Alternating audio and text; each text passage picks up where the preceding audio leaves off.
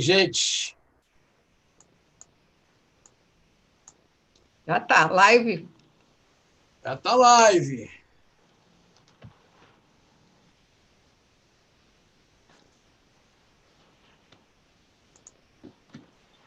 Olá, tudo bem?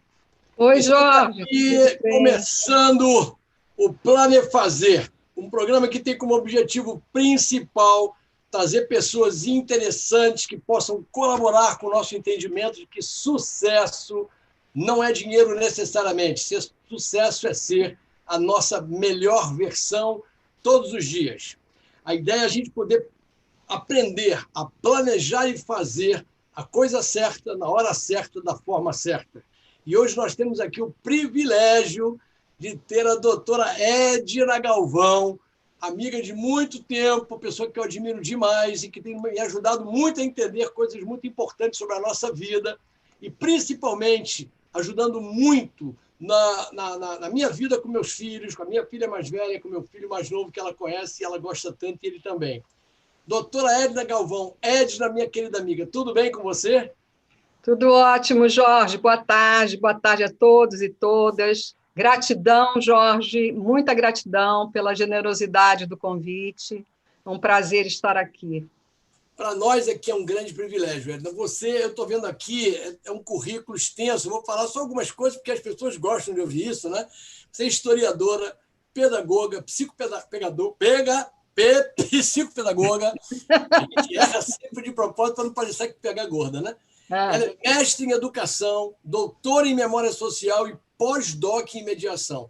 Gente, Edna, você conseguiu fazer um currículo acadêmico invejável, e tudo numa área muito ligada à família, não é isso? exato. A pesquisa de mestrado, por exemplo, que eu fiz, foi sobre o pai contemporâneo, né? E foi porque eu tinha um filho, quer dizer, na época, né, eu ainda tenho esse filho, só que ele já está grande, que tinha um neto pequeno, bem pequeno, e eu via o cuidado que ele tinha, já tinha se separado da mulher, e ele tinha muito cuidado com esse meu neto. E aquilo me chamou muito a atenção. Eu sempre fui muito ligada à criança, tive uma escola durante 15 anos, né, de educação infantil, e assim, criança sempre foi minha paixão. E eu via o cuidado que ele tinha com o meu neto. Na hora de escolher o tema para o mestrado, lá na Unirio, eu resolvi fazer sobre o pai contemporâneo. E aí fiz entrevista com vários pais, inclusive com você, Eu lembro bem. não é? E aí, nessas entrevistas, eu cheguei à conclusão de que realmente a gente tem esse novo pai contemporâneo, um pai decidido a lutar pelo filho, decidido a criar o filho, se preciso for, sozinho, decidido a ajudar a mulher, né? Não são todos, infelizmente, mas eu vi um pai diferente, um pai diferenciado. E aí, com base no meu filho, foi que surgiu essa ideia.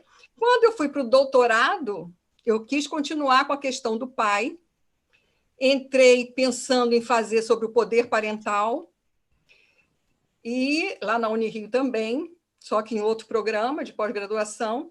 E aí, a minha nora me chamou para ir na UF, porque ela fazia direito na UF, que ia passar um filme muito interessante, um documentário, sobre alienação parental. Falei, gente, parental é tudo que eu estou querendo, né? Tudo que liga a parentalidade é o meu assunto. Então, eu vou lá assistir. E fui a Niterói, e fiquei encantadíssima com o documentário A Morte Inventada, do Alan Minas. Esse documentário é de 2008, saiu em 2009, e ele entrevista 6 homens que foram alienados pelas mulheres e uma mulher que foi alienada por um homem. Os depoimentos são incríveis, porque são depoimentos assim que você vê os pais falando da dor deles e os filhos também falando de como foi o comportamento das mães, né? Agora, a maior sorte da minha vida foi ontem que aconteceu. Eu estava no meu Instagram quando o Alan Minas, que é o diretor da Morte Inventada, curtiu e estava me seguindo. Eu falei, não acredito nisso. Eu fiquei muito feliz, ganhei meu dia ontem. Que massa! Aí entrei em contato com ele, disse que gostaria muito de conversar com ele por telefone, por celular. E ele perguntou: você quer conversar hoje rapidinho ou amanhã com calma? Eu falei: amanhã. Então, hoje, meio-dia, bati um papão com ele de 1 hora. Ele está morando em Portugal, está estudando cinema. E foi assim incrível, incrível, porque agradeci muito o conteúdo que ele me proporcionou para a minha tese. Falei que fiz a tese em cima do documentário dele. Ele ficou muito feliz e contou mais coisas que ele anda fazendo, que eu também vou correr atrás para ver, porque é tudo muito interessante o que ele faz. Ele tem uma poesia nas coisas, ele tem poesia em tudo que ele diz. Então, a gente vai combinar uma live até o final do mês, ele vai fazer comigo uma live, eu vou fazer com ele, e eu estou muito feliz com isso. Então, eu não queria deixar de colocar essa coisa da morte inventada do documentário, que é maravilhoso, e ter encontrado o Alain foi uma coisa maravilhosa. Muito bom. Ô, Edna, esse é um assunto que não é conhecido totalmente de muita gente, né? A primeira vez que eu ouvi alienação parental, a impressão que eu tive era que tratava somente de pais quando separados, em que o pai não tinha interesse de ver os filhos, ou essa é uma sensação inicial. Então, ele alienou-se da família como forma de proteção. E depois eu vi que, com seus estudos, eu tenho acompanhado você, que, na verdade, inclui, numa separação mal resolvida, a mãe dificultar o acesso do pai à convivência dos filhos. E o que, na verdade, enfim, uma perversidade muito grande, não com o pai, mas com os filhos especificamente. Quer dizer, a mãe não está tendo cuidado de olhar para o filho dela. Eu tive o privilégio de ser filho da minha mãe, que separou-se muito, muito cedo. Eu não era nem nascido, para você ter ideia, quando ela se separou do meu pai. Ele não quis a gravidez, a minha mãe disse que insistiu que queria, e ele disse que não queria, que deveria escolher, e ela escolheu, obviamente, graças a Deus, a mim, e eu estou aqui para contar a história. Mas eu só vim saber disso quando eu já era adulto e capaz e amadurecido para poder, inclusive, perdoar esse momento difícil do meu pai, porque ela, a vida inteira, ela incluiu o meu pai na minha vida, tentou incluir meu pai na minha vida e só falava maravilhas dele. Então, eu tive assim uma infância sem esses traumas. E eu também me separei da minha primeira mulher e tenho uma filha com ela, a Samantha, que acho que você também conhece. E a vida inteira a Samantha, morou comigo a vida inteira, porque logo depois que a gente separou, a mãe dela foi generosíssima de aceitar o que a Samantha quis. A Samantha quis morar comigo, ela deixou. E a Samantha viveu comigo a vida inteira, até se casar. E o tempo inteiro a Samantha só ouviu de mim que a mãe dela era maravilhosa e só ouviu da mãe dela que eu era maravilhoso. Isso fez com que ela seja essa pessoa especialíssima que ela é. Então, eu queria que você falasse sobre isso, Ed, na sua experiência, não só na sua pesquisa científica, mas na sua experiência de vida. Como é que isso, por que isso acontece, né? É ódio, é raiva, o que gera uma sensação de prejudicar o próprio filho? Ô Jorge, olha só, na verdade, a alienação parental ela pode acontecer enquanto o casal está junto, Claro. né? Pode acontecer com pai, com mãe, com avó, com tio, com alguém que seja responsável pela criança. Piora muito, a possibilidade aumenta muito quando o casal se separa, né? Porque aí, principalmente se separa com ressentimentos, né? Claro. Os dois podem sair ressentidos e os dois podem fazer alienação um do outro, como um só. O que acontece no Brasil é que, na época do Alan Minas, quando ele fez o documentário, 90% das mulheres detinham a guarda unilateral dos filhos. Né? O regime de guarda era unilateral na época. Em 2008 teve algum movimento para se entrar com a guarda compartilhada, até teve na lei e tudo, mas não vingou. Precisou, em 2014, reforçar, fazer uma lei específica para a guarda compartilhada, para que o negócio começasse a melhorar. E, no meu entendimento, a guarda compartilhada ela é um oásis na vida do filho de pais separados, porque ele tem a convivência, né, equilibrada entre pai e mãe. Né? Então, a possibilidade de ter alienação parental é menor, é bem menor. Agora, acontece por quê? Porque a alienação parental é a interferência na formação psicológica da criança. Então, uma mãe, vamos supor, já que ela tem 90%, hoje o IBGE já diz que são 70%, quer dizer, você vê, de 2008 para cá, quantos anos são? Baixou só 20%, apesar de já termos a guarda compartilhada, tá? 20% só são de guarda compartilhada, 70% ainda unilateral. O juiz entende que a mãe é quem deve cuidar da criança, porque a criança é pequena, porque a mãe tem mais jeito. Não conhecem você, né, Jorge? O juiz não conhece você. Mas, enfim, então isso acontece muito com as mães. Então, a mãe o que faz? Diz assim para o filho: olha, você vai lá no seu pai, você vê se ele está fazendo alguma coisa, depois você me conta. Aí faz o filho de mensageiro, faz o filho de espião, fala mal do pai na frente do filho. Quando o ex-marido está com uma nova mulher, então o negócio piora muito, porque ela faz pressão sobre o filho começa a não gostar da madrasta. É uma situação muito delicada mesmo. E a gente, quando participa de uma situação como essa, eu acho que o nosso ego, né, o nosso sentimento, ele sobrepõe a essa visão de proteção ao filho. Porque eu vou até lembrar de uma coisa que aconteceu comigo. A minha mãe sempre uma pessoa magnífica, mas ela não aceitou a minha separação da minha primeira mulher e ela falava mal da minha primeira mulher para a filha, para a neta dela, né, para a filha dela. E o dia que eu percebi isso, eu disse: mãe, a próxima vez que você fizer isso, eu nunca mais vou trazer a Samanta aqui na sua casa. Eu não admito que ninguém fale mal da Marisa, eu não admito que ninguém fale mal para minha filha de nada da mãe dela. E isso mudou completamente a minha relação com a minha mãe e com a minha filha e com a minha ex-mulher, porque sempre foi muito boa. Ela é uma pessoa magnífica, uma pessoa super humana, e, enfim, com muitas qualidades. E a minha mãe entendeu, porque quando ela começou a discutir comigo, eu disse: mãe, você sempre falou muito bem do meu pai para mim, e ele nem merecia, mas você me protegeu. Você fez isso por mim. Você não fez isso por ele, você fez isso por mim. Então, como é que a gente pode pensar em fazer mal para a cabeça da minha filha, falando mal da mãe dela e sendo injusto ainda por cima? Porque no caso dela era injusto, né? Então, as pessoas às vezes esquecem, né, que o principal é a cabeça dos nossos filhos, é o sentimento deles que tem que ser resguardado. Então, isso eu acho que é um assunto que tem aí.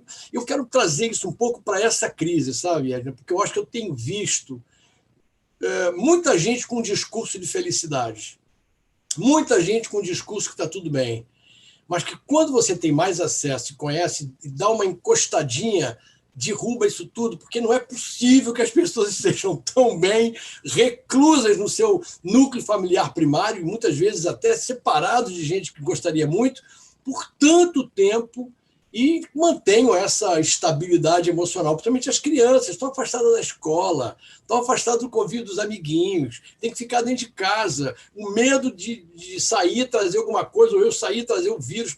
Cara, essa situação deve ter piorado e facilitado essa alienação, você não acha?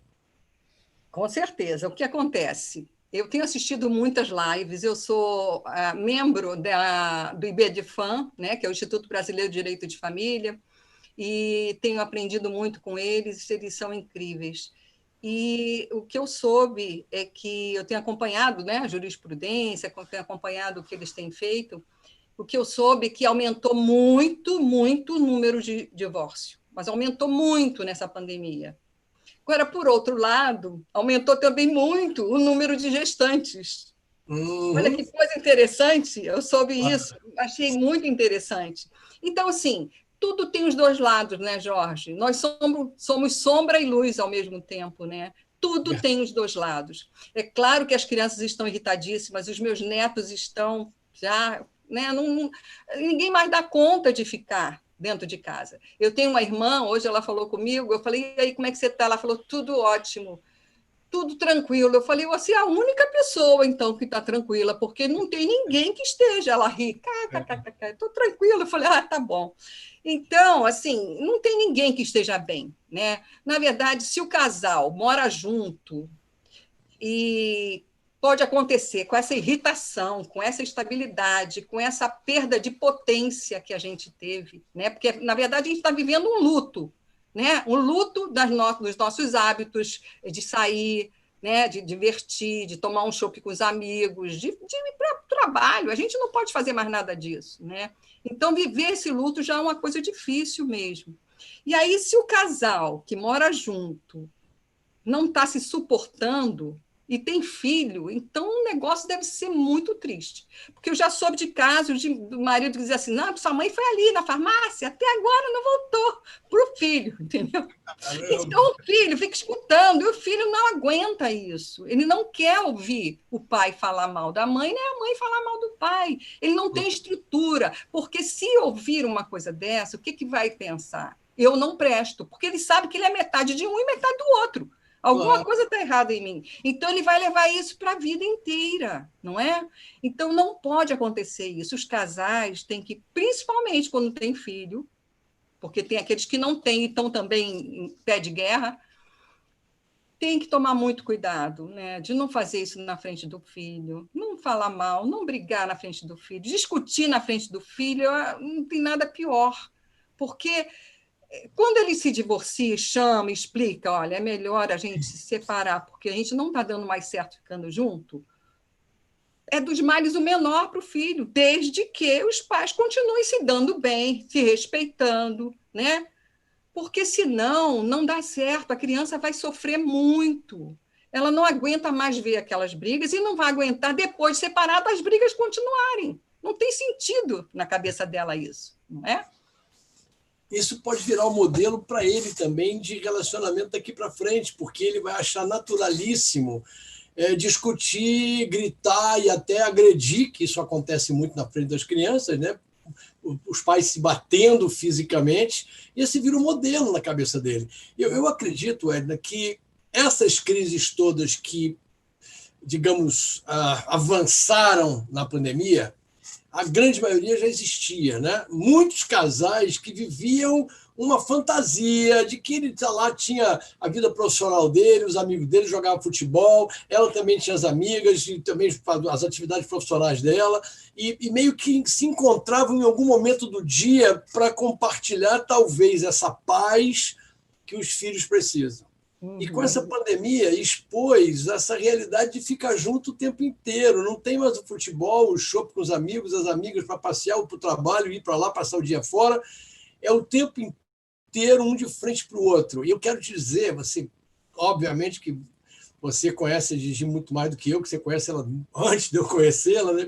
A Gigi, tem 20 anos que nós estamos juntos, mas quando eu conheci a Gigi, você já era uma grande amiga dela.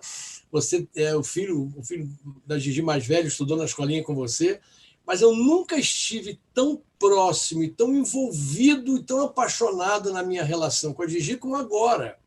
Porque a gente conseguiu encontrar um espaço para realmente vivenciar o que tem de melhor entre a gente. E óbvio que o Jorge Bernardo é um remédio maravilhoso para isso. Toda vez que a gente pensa que alguma coisa tem que ser dita e discutida, peraí, não precisa disso, vamos resolver de uma outra maneira, porque ele merece enxergar a gente dessa forma que a gente está vivendo agora. Ele diz o tempo inteiro para mim, pai, eu nunca fui tão feliz em toda a minha vida. Olha, o melhor dos mundos isso. Ouvir isso do filho, são todas as loterias juntas ao mesmo tempo. E a minha filha, apesar de estar no Brasil, eu ter pouco contato físico com ela, a gente se fala em um amor tão grande, e o meu neto é louco por mim, eu louco por ele. As coisas assim, de tudo que pode imaginar, ele sempre traz o vovô careca para a história, porque eu sou um vovô careca para ele. Então, quando ela estava ouvindo uma música que Deus é amor, ele cantava Deus é vovô. Olha, ela foi corrigir, não, filho, a música é Deus é amor. Ele disse, não, mamãe, Deus é o vovô. Olha que bárbaro isso. Isso não é uma coisa à toa, né? E não pode acontecer se tem uma disputa de egos, de interesses com a criança no meio. Então, cara, isso é fantástico, esse teu estudo, essa tua base científica nos ajuda muito a entender isso. Você falou algumas pesquisas, né? Em relação à lei da alienação parental, que é de 2010, O Brasil é pioneiro nessa lei, pioneiro. E nós somos de vanguarda mesmo nessa lei. O sistema de proteção que a gente tem para as crianças é bem amplo. A gente tem o ECA, a gente tem a Constituição Federal, a gente tem o Código Civil, tudo para proteger. E aí, chegando à alienação parental, a lei meio que deu um break, né, nessas coisas. Porque se a mãe faz por picuinha, porque quer se vingar, não pode ver o outro feliz e tal, ela repensa, né, se ela tem essa informação, porque muitas não têm.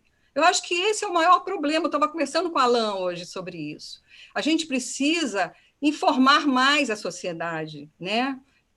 A sociedade precisa ser mais informada. Na época que ele fez, quase ninguém conhecia, e foi um boom, porque ele foi em várias universidades espalhando o vídeo dele e fazendo palestras, e isso já deu uma melhorada, mas mais no meio acadêmico, sabe? A população, em geral, não sabe o que é, né? Faz até inconscientemente, né? E isso é um problema. E a gente precisa estar atento às situações que acontecem com as crianças, porque, às vezes, o judiciário ele é muito solicitado porque o pai, no que percebe que está sendo alienado, ele vai correndo pedir ajuda, né? E tem que fazer isso. Ele tem que lutar pelo filho dele, né? E aí assoberba o judiciário.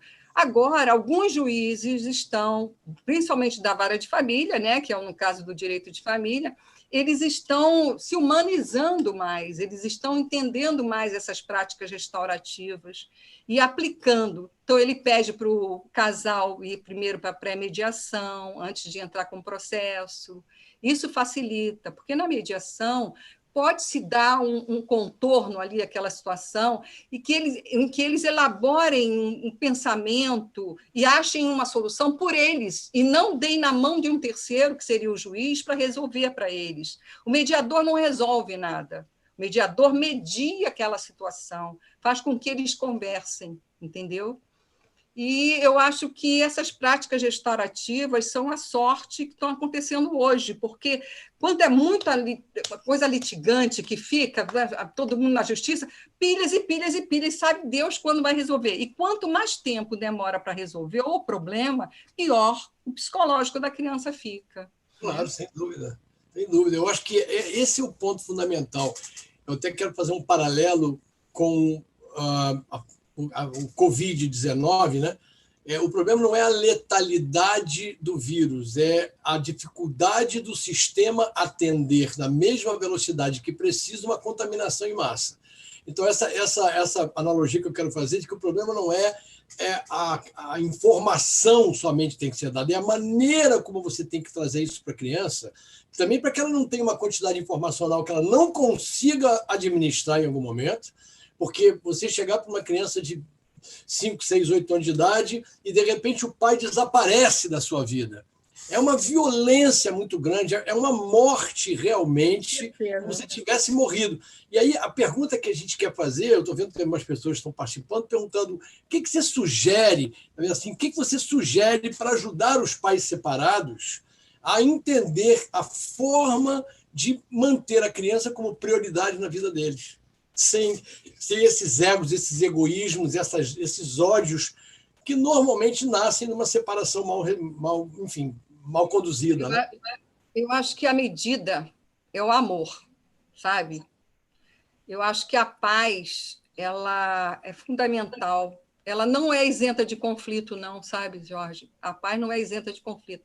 A paz tem a presença do amor. Então, enquanto não houver amor nessa relação, mesmo que já tenha terminado, eu estou falando de um amor platônico, no caso, né? Terminou a relação, não quer mais viver junto, mas amem-se, respeitem-se em prol da criança, porque senão a criança vai sofrer. Eu já soube de casos de pais e mães separados que voltaram a viver juntos no Covid. Por quê? A mãe, com medo que a criança ficasse exposta ao contágio, preferiu que o pai viesse. Mas aí tem algumas situações, é preciso ter um espaço para abrigar esse pai, né? Esse pai tem que dormir em algum lugar, né? Então, tem toda uma situação. Tem as questões de pensão, que estão sendo muito questionadas, porque pais desempregados agora com a pandemia, Como fazer para honrar o dever de alimentos? Como?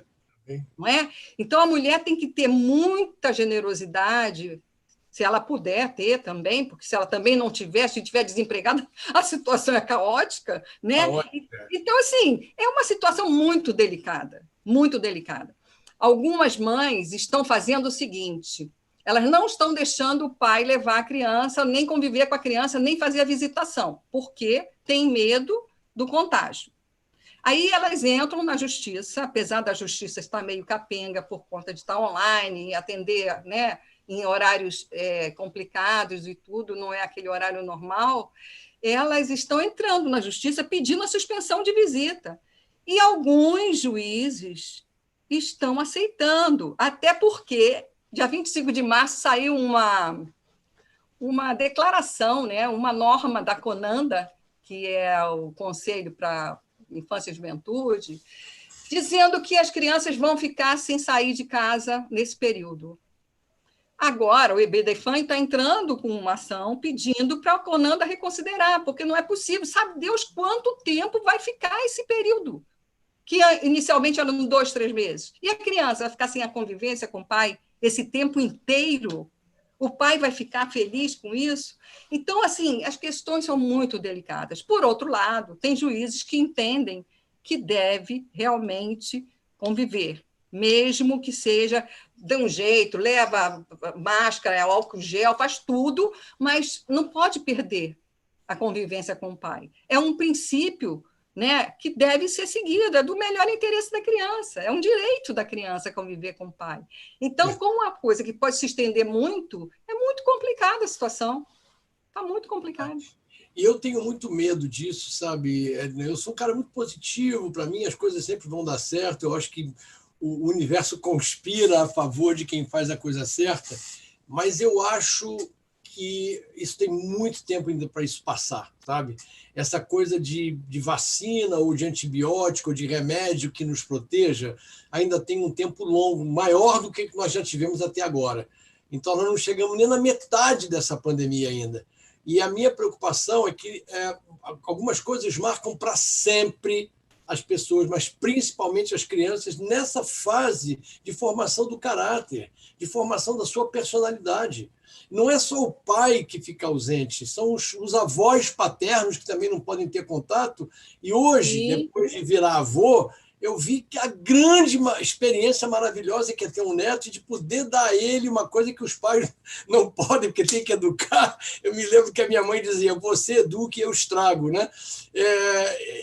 Também fundamental, quer dizer, o tempo que eu tive com o João no Brasil, e aqui ele já veio para cá 2 ou 3 vezes aqui para casa, em Orlando, foi suficiente para criar uma liga muito importante entre nós. Então, de repente, quando eu não posso mais, quando a mãe não deixa, ou quando o pai não deixa que os avós paternos ou maternos se aproximem, hoje eu tenho condições de conversar com o João aqui pelo telefone e dizer, pega aí o avião, vem para casa do vovô, vovô, quero mostrar para você. Eu não morri para ele. Mas quando eu estou proibido de falar com ele, quando eu não tenho acesso a ele, eu morri para esse menino. Isso é muito ruim, porque ele não tem cabeça para entender isso, e a gente acaba... E você falou uma coisa que eu queria puxar esse assunto sobre os alimentos. Algum tempo atrás, eu me lembro que não pagar a pensão alimentícia era vingança do pai contra uma mãe que não permitisse que ele estivesse lá.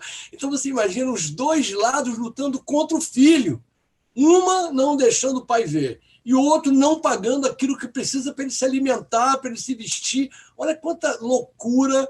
E essa pandemia, Edna, para encerrar aqui esse meu ciclo e fazer essa pergunta, ela, na minha visão, ela ainda vai durar esse ano todo de 2020. Também acho. 2020, para mim, vai ser um ano que não existiu sob o ponto de vista de crescimento. E o que eu queria, essa gotinha de provocação que eu quero fazer é o seguinte: em cima disso tudo, essa pandemia está trazendo uma resistência de se conversar e de se discutir ideias. Porque eu estou agarrado nas minhas convicções, eu crio bolhas comportamentais e não quero ter opinião diferente, porque isso vai mexer mais ainda com a minha vida do que está mexendo agora. Isso é um processo que nos leva a uma involução intelectual na medida em que eu não estou compartilhando e discutindo com as pessoas. Então, isso ainda é mais grave quando você tem uma criança envolvida na história que depende de você, como exemplo representativo de uma realidade maior, né? Porque ele não tem acesso a tudo. Então, como é que você enxerga esses caminhos que a gente vai ter daqui para o final do ano de 2020, com essas crianças ainda presas, com muitos pais separados, do ponto de vista legal e físico, e a gente não ter saída para voltar? E você acha que a tecnologia pode ajudar? Você acha que pode haver um processo aí, enfim, de repente, nascer de você, nascer de uma entidade dessa, propostas para lives entre os pais e os filhos que estão separados fisicamente? Acho que isso mantém esse vínculo, não mantém? Mantém.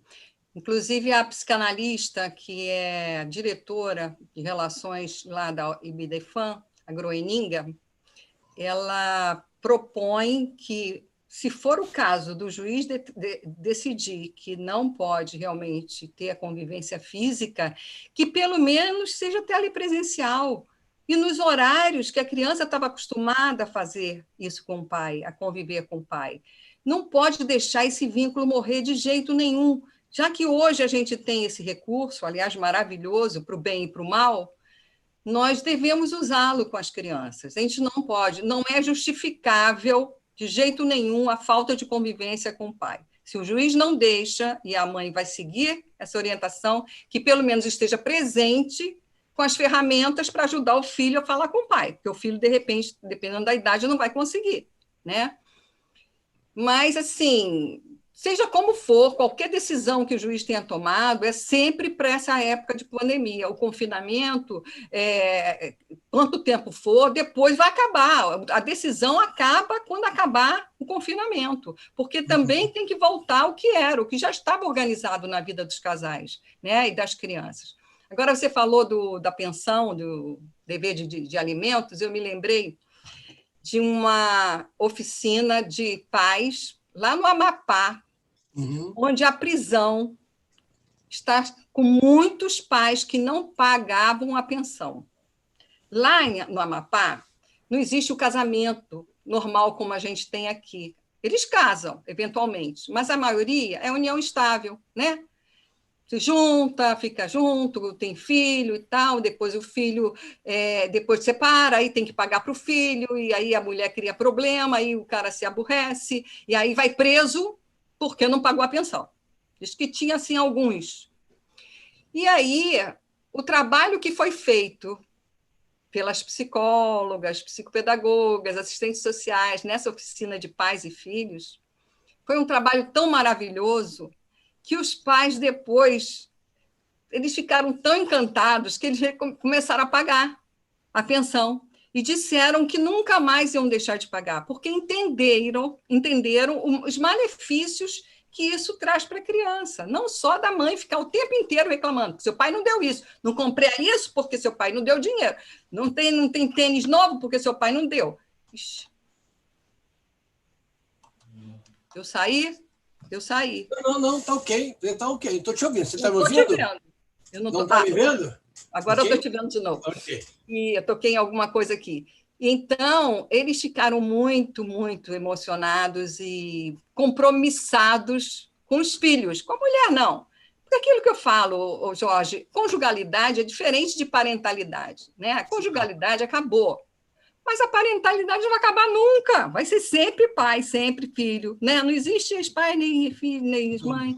Então, a parentalidade é uma coisa que tem que ser muito cuidada, tem que ter muito carinho, muito amor, muita atenção, porque os danos são muito sérios. Nesse documentário, não sei se você teve a oportunidade de assistir, os danos são terríveis, as pessoas já são adultas, os filhos adultos falando de como eles se sentiram toda a vida. É uma situação documentário está disponível, esse documentário? Está disponível no YouTube. No YouTube? Então você manda para mim. É A Morte Inventada. A Morte Inventada, tá bom. Eu vou botar aqui, porque tem gente querendo saber onde é que consegue. É tudo. O YouTube tem tudo aqui. A gente YouTube tem Google, YouTube tem tudo. Resolve todos os nossos problemas. Agora, um detalhe que eu ia falar sobre o divórcio, Jorge, muito importante. que hoje você pode fazer o divórcio online, você sabia? Sabia, eu vi. E-notariado, o nome da plataforma. Você entra na plataforma do cartório de ofício e faz tudo que for de ofício de notas, inclusive casamento, divórcio. Casamento, acho que também, né? Eu Casamento também. também. Olha que interessante como é que nós estamos, como evoluímos, né? É. Como evoluímos. Porque em 1977 é que saiu a lei do divórcio. E agora já está online, né? Muito interessante isso. Eu lembro, esses últimos anos, eu diria que os últimos 50 anos representaram 2000 anos na evolução humana em termos de velocidade. Eu lembro que até o início da década de 70, não me lembro exatamente qual é o ano, mas a mulher não votava. Exato. A mulher não podia trabalhar sem autorização do marido. Olha que loucura! Exato. Então, hoje a gente tem um mundo feminista, né? Na verdade, Graças ao movimento de 1968, né? recheado de exemplos de que não há nenhuma diferença entre homem e mulher na sua capacidade de gerenciar a vida ou de gerenciar a vida dos filhos. Eu lembro que quando você me entrevistou, a gente ainda não tinha, eu não conhecia você, mas nós não tínhamos grande amizade ainda, estava no início do meu namoro com o Gigi, e eu me sentia assim um pouco uma exceção à regra. Na época que isso foi feito, E era mesmo. E era mesmo, não era qualquer pai. E aquilo para mim era tão natural. E hoje eu vejo a quantidade de pais e que são como a minha filha me chamava, ela me chamava de pai, porque ela dizia que ela se confundia as missões de pai e mãe no pai e na mãe. Não tem essa história de que mamãe é que limpa o cocô e o papai é que traz a comida para casa. Isso acabou há muito tempo e tem gente que se segura nisso. E quando a separação acontece, cada um volta a desempenhar aquele papel que estava lá atrás. Então, a mãe é que é a protetora, a mãe é que cuida do filho, o pai tem que trabalhar para pagar. Quando isso, na verdade, está completamente ultrapassado. Eu tenho um orgulho enorme durante muito tempo, já casado com Gigi, ela ganhava mais do que eu dizia que coisa maravilhosa eu ter uma mulher tão brilhante que não precisa de mim para nada, e ela também não precisa de mim para nada, eu de nada dela também. E isso é que fez a gente estar junto. E eu te digo, sabe, Edna, que o grande momento que a gente tem hoje, que as pessoas não estão vendo isso com essa riqueza de ter o tempo e a capacidade, todos os mecanismos em volta para rever a sua vida, rever o seu comportamento diante da sociedade, rever o seu comportamento diante da sua família, dos seus filhos, dos seus pais. Eu morava no Rio de Janeiro, antes de mudar para cá, a poucos quilômetros das minhas irmãs. Hoje eu falo com elas mais do que naquela época. Então a gente está revendo essas coisas todas e pensando o que nos mantém vivos, o que nos mantém motivados para crescer. E eu acho que a palavra que você falou que é amor, eu acho que a palavra que está junto dela é generosidade. Eu acho que generosidade é a palavra que movimenta o mundo. Porque o amor, eu acho que é uma. Quer dizer, eu entendo como uma coisa muito, Você muito acha uma complexa. abstração? Eu não sei se é porque eu sinto tão fortemente aqui por algumas pessoas, eu amo você e você sabe disso, mas é que a generosidade é um movimento que você faz para fora e o amor, você não precisa fazer movimento, você ama porque você ama. Agora, você não é generoso se você não agir com generosidade. Sim. Eu posso amar você sem fazer nada, só de olhar para você. O meu filho olha para mim, eu olho para ele e eu tenho certeza que a gente se ama. E eu não estou precisando fazer nada. Agora, generosidade é ajudar com as mãos. Eu aprendi isso com um amigão meu, Paulo Serrano, que uma vez, em um momento muito difícil da vida dele, eu, professor universitário, eu era coordenador de curso, eu comecei a dar uma opção de disciplinas para ele poder sair daquele momento difícil da vida dele, separação também, etc. E algum dia depois ele falou para mim, Jorge, muita gente dizia, força, Serrano, vamos em frente, eu estou com você. Mas você, Jorge, me ajudou com as mãos. Generosidade é você poder dar um pouco do seu. E olha, nós somos tão privilegiados, Edna, com toda a crise que a gente está passando. Tem gente que não tem o que comer, que não tem onde morar, que não tem ninguém nem para chorar junto. Sem dúvida, sem dúvida. Mas, olha, além da generosidade, que eu falei que os casais deviam ter um com o outro, né? A gente tem que pensar no jeito de falar. Por quê? Como você disse, a convivência de 16 a 18 horas por dia, o resto está dormindo. Mas é muito tempo para você ficar olhando para a cara do outro o tempo inteiro. Se a pessoa não for generosa, se não for empática, se não tiver uma escuta generosa, que eu chamaria de escuta ativa, comunicação não violenta. Eu vou ler um trecho aqui muito interessante de uma mãe fazendo comunicação não violenta. Olha só que interessante. Esse livro aqui é Comunicação Não Violenta, do Marshall Rosenberg. A Cerezer, a Mônica, mostrou esse livro também, e eu sabia, por isso que eu fiquei dialogando com ela. Diz o seguinte: temos consciência desses 3 componentes quando usamos a CNV, quer dizer, a comunicação não violenta, para expressar clara e honestamente como estamos. Os componentes são observação, sentimento e necessidade. E o quarto é o pedido. Então, uma mãe poderia expressar essas 3 coisas ao filho adolescente, dizendo, por exemplo: Roberto, quando eu vejo duas bolas de meias sujas debaixo da mesinha e mais 3 perto da TV, eu fico irritada, porque eu preciso de mais ordem no espaço que usamos em comum. Ela, imediatamente, poderia continuar com o 4º componente, um pedido bem específico. Você poderia colocar suas meias no seu quarto ou na lavadora? Esse componente enfoca o que estamos querendo da outra pessoa para enriquecer a nossa vida e torná-la mais maravilhosa. Porque se ela dissesse assim: olha só que coisa horrorosa, essas meias embaixo, a toalha em cima da cama, não, ela falou de um jeito que ele não tem como não fazer, não é? Ela contornou a situação. É uma comunicação não violenta. Então, a generosidade está aqui, está no cuidado, né? É um cuidado que a pessoa tem que ter com o outro, porque está convivendo junto muito tempo. Eu tenho 3 filhos, você sabe. Os 3 cozinham muito bem, por sinal, que aprenderam com o pai. Mas eles ajudam muito em casa, ajudam muito, porque tem filhos, tem que dividir as tarefas com a mulher, para a mulher também não ficar irritada. Por que a mulher tem que fazer sozinha? Não é? Ela já tem toda uma questão de trabalhar fora também, tem o home office dela, tem que cuidar dos filhos, tem que cuidar de todo mundo, tem que cuidar do marido. O marido pode dividir e ficar mais fácil, fazer a vida correr mais leve, né? E uma vez eu ouvi um negócio que eu fiquei muito impactado, de uma grande amiga minha também, que é uma pensadora e feminista e extremamente com um desenvolvimento acadêmico superior. Alguém disse: não, mas eu acho que o homem tem que ajudar a mulher nas tarefas domésticas. Ela disse: eu discordo completamente. Ele não tem que ajudar a mulher. É tarefa dele também. Dividir. Por que eu estou dizendo? É como se dissesse: olha, mulher, você me ajude a ganhar dinheiro, porque essa missão é minha. Essa história se confunde tanto que a gente acaba não sabendo onde é que é o começo, o meio e o fim, porque, na verdade, não existe essa separação de atividades e de obrigações e de perfis mais.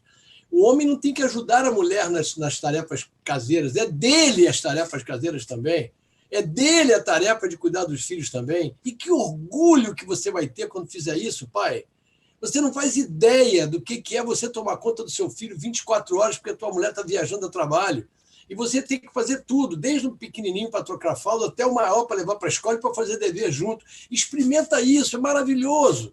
E a gente fica dizendo isso e as pessoas ficam pensando: só faz isso porque ela viajou. Por isso, esse é que é o ponto. Não tem que fazer porque ela viajou, tem que fazer todo dia. Tem que ser natural. Com prazer. Com prazer, porque essa separação de funções vem lá da época da minha mãe, que tinha... E ela quebrou essas barreiras. A minha mãe teve 3 filhos com 3 homens diferentes e não casou com nenhum. Hoje, ela era uma pessoa moderníssima hoje, mas ela nasceu em 1915. Nossa! Isso, naquela época, era inaceitável, e ela nunca precisou de homem nenhum para se sustentar, e foi isso que ela passou para a gente, essa capacidade de quebrar regras que estão completamente ultrapassadas, paradigmas que já estão no chão e que as pessoas se agarram para evitar que mude. Então, é um privilégio a gente conversar com uma pessoa como você, que tem essa visão humanista, essa visão que não é uma mulher. Você não é uma mulher, você é uma autoridade no assunto e que, por acaso, é uma mulher lindíssima, né? É uma mulher super querida nossa, que eu tenho um orgulho enorme de ser teu amigo e seu admirador. E saber que você está trabalhando para melhorar o relacionamento entre pais e filhos, ajudando pessoas a entender que esse é a grande mola propulsora do mundo, é o relacionamento entre pais e filhos, que isso é que gera tudo o restante. Aí vem o amor, vem a generosidade, e a outra palavra que eu amo, o outro conceito que eu amo, que é a gratidão. Gratidão. Eu tenho muita dificuldade, Edna, com pessoas ingratas, sabe? As pessoas que você ajuda, que você foi ajudado e que você... Não é você dizer obrigado. Não precisa dizer obrigado muitas vezes, mas você ser grato de verdade por ter aquela bênção na sua vida. Como é que botaram você na minha vida, Edna? Eu vou agradecer para a Gigi a vida inteira, porque a Gigi botou você na minha vida. Isso é uma gratidão que eu tenho para sempre, porque é um privilégio ser teu amigo. Então, é esse formato. E é bacana que eu brinco com ela dizendo que é o seguinte, são as iniciais dela, GG, generosidade e gratidão. Olha que legal. É o que a gente tem que ver. A Gigi é um espetáculo, né? É um espetáculo. É uma bênção. Ela faz mais sucesso do que eu aqui, muitas vezes, 1 milhão de vezes. As pessoas gostam muito mais dela do que de mim. Ela tem muito mais seguidores do que eu, e eu fico babando com isso, de perceber o quanto ela é vitoriosa nessa tarefa de relacionamento com as pessoas. Ela é um espetáculo. Nós estamos chegando aqui no final. Eu queria te mostrar um livro muito interessante também, que é a Caixa de Ferramentas de Mediação. Por que eu resolvi fazer mediação? Eu entrei na escola de magistratura para fazer o curso de mediação, para me capacitar, para me sentir mais forte para trabalhar com os pais, né? Como agora eu estou querendo fazer um curso de psicanálise também, porque eu acho que vai me ajudar a me conhecer melhor e ajudar o outro, facilitar a minha ajuda ao outro. E esse curso de mediação, assim que você termina, são 360 horas, é um curso enorme, você vai para o TJ fazer as práticas, né? E eu fiz muitas mediações lá no Tribunal de Justiça, na Lâmina 5, no centro da cidade. E esse livro é um livro que traz... É como se fosse uma bíblia, é uma bíblia da mediação. Essa Tânia Almeida, ela está desde 1990 com essa história, mas apenas em 2010 que a Resolução 125 colocou como uma política mesmo nacional, né, de justiça. Então, a mediação é realmente uma ferramenta para a justiça, entendeu? Para ajudar. Os juízes pedem para os casais irem lá para conversar e tal, e o sucesso é imenso, viu, Jorge? É muito sucesso, não é pouco. Não é o acordo que a gente busca o entendimento dos casais, e isso é fantástico. Naturalmente sai um acordo, mas o objetivo é o entendimento, é através do diálogo, sabe? Da proposição, de ver o que é realmente interesse deles, o que interessa a um, interessa ao outro, quais são os motivos, qual é a real motivação, né? Então, isso é muito legal, eu estou adorando. Hoje em dia, não sou mais mediadora judicial, sou mediadora extrajudicial, privada, que também é legal, e, assim, estou resgatando tudo e pesquisando tudo e tentando me encontrar para ajudar mais as pessoas, que eu fiz isso como propósito para 2020. Só que 2020 ainda me deu uma canja, né? De ficar em casa esses meses todos podendo estudar mais. Quer dizer, eu estou fazendo home office da UFRJ, mas me sobra tempo para fazer mais coisas. Até porque eu não estou mais envolvida naquelas outras pesquisas que eu fazia, né? Lá, então está me sobrando tempo. E não podendo ver neto, não podendo ver filho, o tempo fica só para estudo mesmo. Agora, tem um detalhe que eu queria te falar com o neto pequeno. Eu tenho 2 netos pequenos, menores, né? E aí, o que eu faço para tentar me aproximar mais deles? Os maiores já não querem muito saber, mas o menor, que é da idade do seu, eles querem muito. Só faltam pegar o celular e comer para pegar a gente, né? E aí, o que eu faço? Eu conto história todo dia. Eu gravo uma história para eles. Aí ligo depois por vídeo e pergunto: como é que foi a história? Você gostou mais de quem? Da cigarra ou da formiga? Da cigarra. E por que você gostaria de ser a cigarra? Não sei o quê. Sabe? Você vai interagindo pelos meios telepresenciais que a gente dispõe. Não tem outro jeito, porque a gente está em quarentena, eles também, né? É torcer para esse negócio acabar rápido, viu? Porque eu acho que tem a mão, eu acho que tem uma dose aí do divino nesse processo todo de isolamento. Eu acho que é um ensinamento que algumas pessoas não estão entendendo. Algumas muitas pessoas, eu pessoas. diria que a maioria está somente reclamando disso e esperando que alguma coisa externa volte à vida dela o que era e não vai voltar nunca mais. Você esperar que a solução esteja num fator externo é um grande erro, e mesmo quando acontece, você fica a reboque, porque você vai sempre depender que alguém diga para você: olha, teu problema está resolvido. Isso é a volta para a infância, em que a gente estava lá pequenininho, dependendo da mãe, do pai, para poder se alimentar. Exatamente. Depois de algum momento, a gente precisa buscar soluções dentro de nós. Isso que você falou agora, eu não tinha pensado e vou fazer com meu neto. Eu vou gravar coisas para ele, que a gente Faça que faz eles ao amam. vivo. A Eles gente amam. faz ao vivo. A gente faz ao vivo. Você sabe que o Jorge Bernardo, agora não mais, mas até pouco tempo atrás, eu botava ele para dormir e ele pedia para cantar. E eu cantava uma seleção de músicas brasileiras, que ele adora música popular brasileira, e eu cantava todas elas em que a última palavra de uma música iniciava a outra. Então era muito fácil para eu lembrar a sequência, porque era muito. E ele dizia: pai, canta a música. Se eu cantasse outra, não, pai, eu quero aquela seleção. E eu gravei, porque eu te confesso que em algum momento do passado aí, eu continuo tendo, mas eu falei: cara, eu não vou viver tanto tempo quanto eu gostaria para acompanhar meu filho. Eu tenho 68 anos de idade, ele tem 9, né? Eu fui pai agora É do bem Jorge Bernardo. novinho, né? É. Eu sei que eu vou ver muito tempo, vocês vão ter que me aturar muito ainda, mas eu vou deixar gravado eu cantando essa seleção de músicas, que se por acaso eu faltar a ele de alguma forma, eu vou estar novamente próximo, presente, deixando Imperdível, ele. tem que gravar, tem que É isso. gravar. É Ô, isso. Jorge, antes da gente fechar, deixa eu te contar uma coisa que eu recebi hoje, achei tão lindo. É sinal dos nossos tempos. No interior, bem no interior, acho que São Paulo, um beija-flor fez um ninho num orelhão, de tão em desuso que está o orelhão. Mas ele não fez na concha, ele fez no fio que fica, como se fosse um Dentro galho do de árvore.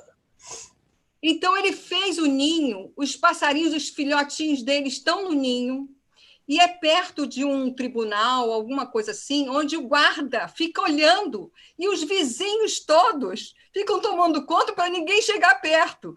E o guarda colocou uma fita isolando também o espaço. Então, assim, a coisa mais linda, muito emocionante mesmo isso, sabe? Coisa E eu linda. tenho, hoje em dia, essa gratidão muito grande de ter esse olhar para o mundo, um olhar de enxergar diferente o mundo hoje, né?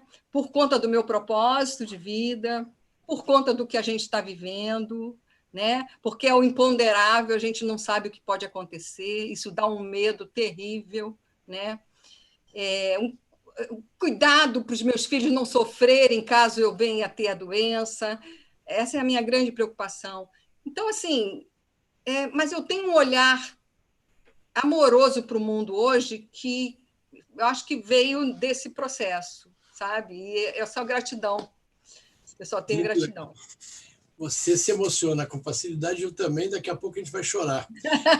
Eu queria finalizar contando uma historinha para você que não foi de agora, mas eu lembrei, já que você contou uma história que aconteceu, mas que se aplica inteiramente a esse momento de reencontro de casais que não estavam separados, mas estavam separados, que estavam convivendo, mas não estavam vivendo, e que há muito tempo atrás eu ouvi isso e eu fiquei muito emocionado.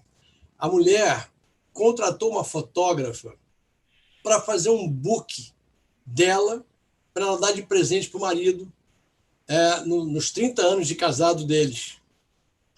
E ela preparou esse book e entregou para ele. E ele ficou muito emocionado, muito feliz, curtiu tudo.